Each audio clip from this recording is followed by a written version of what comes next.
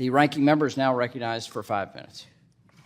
Thank you very much. There are a number of questions that I would like to ask, but since we started out on Bitcoins, let's go further into crypto. Chair Gensler, I've heard you often say there is mass noncompliance by crypto firms in the marketplace today. I'm very concerned with what sounds like gross violations of the law that end in investors getting ripped off.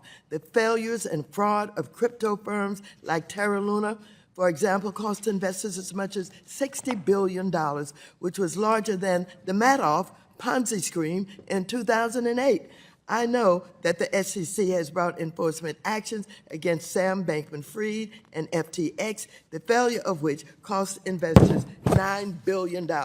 Since we're talking about, everything today, can you please describe the actions that the SEC has taken to shut down crypto firms and recover funds for harmed investors? How much in penalties have defendants paid in cases you have settled? Are crypto firms getting the message?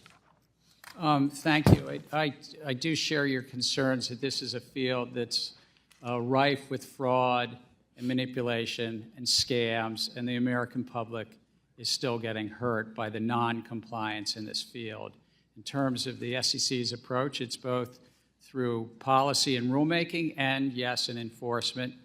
The SEC had finalized rules with regard to special purpose broker-dealers in crypto, and we also addressed questions that came up about crypto exchanges, the custody of crypto in a custody rule that I imagine we'll chat a little bit about later today, and even best execution.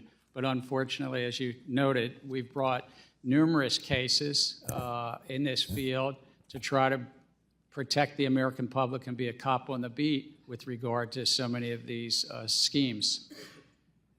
Thank you very much. I just wanted to make sure that the opposite side of the aisle, who protects too often in too many different ways crypto firms, that they know what you're doing. Let me move on.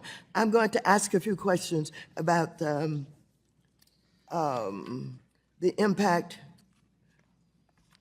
of the government shutdown on SEC's operation. Chair Gensler, approximately how many people work at the agency and what percentage will be furloughed during a government shutdown? We have just under 5,000 employees, and probably 92 or 3% will be furloughed. So we'll be down to a skeletal staff. Which divisions would most be impacted, and describe for us what these divisions do?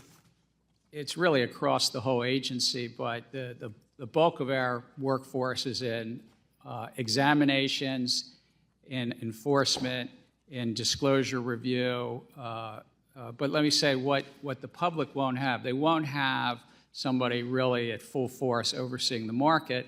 For companies that want to go public, we won't be able to really review the documents, or what's called documents going effective if you want to do an initial public offering, which is so critical to capital formation.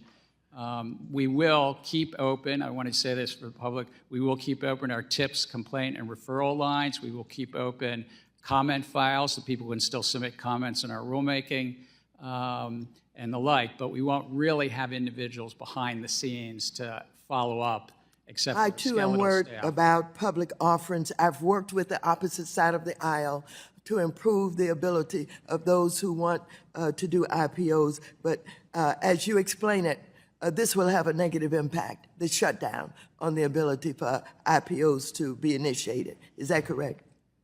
I think that's just a practical reality, yes.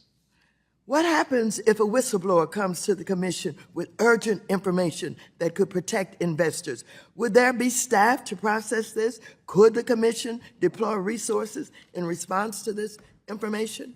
Though we will be able to intake, there won't be the usual investigative force of individuals to follow up as readily unless it's an emergency and it's about specifically protection of property.